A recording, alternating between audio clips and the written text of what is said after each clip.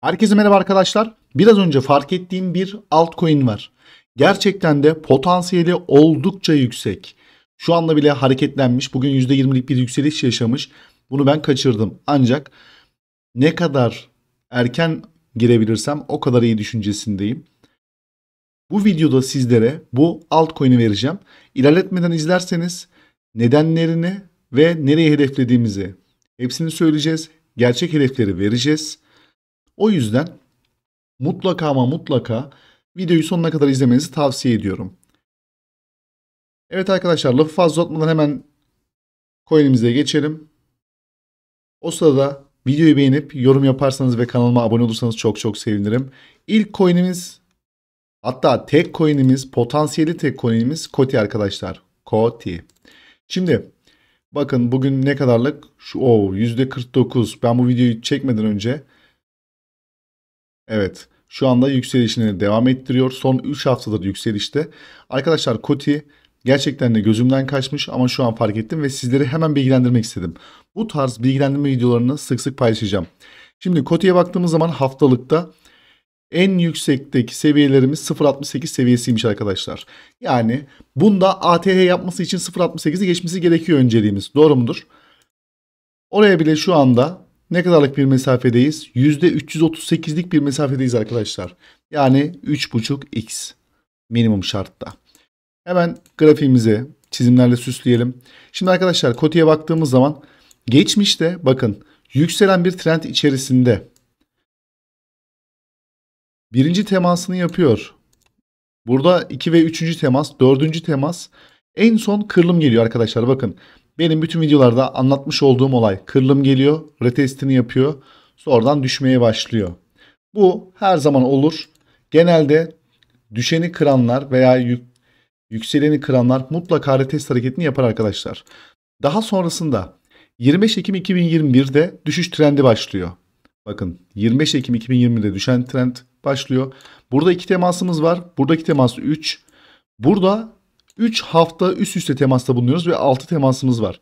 Ve en sonunda bakın en sonunda kırılım gerçekleşiyor. 23 Ekim 2023 tarihinde kırılım gerçekleştikten sonra bir sonraki hafta bakın burada direkt yeşil mum yakıp da gitmiyor. Arkasından bir sonraki haftasında düşen trendini tekrardan kırdığı düşen trendi tekrardan retest yaparak yukarı hamlesini gerçekleştiriyor. Daha doğrusu gerçekleştirmeye başlıyor. Ve o günden sonra şu ana kadar %235, 2.5x'lik bir yükselişi zaten yaşamış.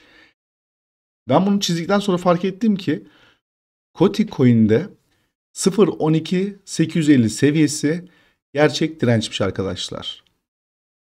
Şu anda o destek seviyesi artık desteğe dönüştüğü için söylüyorum. %13.5, %14'lük bir destek seviyemiz var. O yüzden şu an girmek gerçekten riskli olabilir. Şöyle baktığımız takdirde bana kalırsa hemen şuradan çizimimize devam edelim. Evet arkadaşlar, bu kırılım gerçekleştikten sonra yükseliş başlamış. Bana kalırsa buradaki hedef, hemen onu da Fibonacci yardımıyla yapalım. Hemen kavataslak çiziyorum. 1.10 dolar seviyelerine kadar bir çıkış mümkün arkadaşlar. Bakın 1.10 dolar seviyelerine kadar bir çıkış mümkün. Yani %639, 6.5-7x, bakın 6.5-7x az para değil. Gerçekten de hepimizi sevindirebilecek bir para. En azından burada nasıl bir hareket gelebilir? Haftalık olarak baktığımız için şöyle bir hareket gelirse, bakın şöyle bir hareket gelirse, çünkü daha önceki yükselen trend kırılmış ve tekrardan orayı test etmesi mümkün arkadaşlar. Bunlar hayal değil. Bunlar saçmalık da değil. Yani ben bunları gerçekten de öngörüyorum. Şöyle baktığımız takdirde %8.446, yani 80x'lik bir coin'den bahsediyoruz arkadaşlar. Bakın 80x'lik bir coin. Bu sizi üzmeyecek bir parayla yatırım yapılabilecek kadar güzel. 80x gerçekten de büyük bir miktar. Ancak haftalık grafikte baktığımız için bunda hemen bugün parayı atıp İşte bir hafta sonra 2 hafta sonra 80x olma durumu değil. Orada bir yanlış anlaşılma olmasın.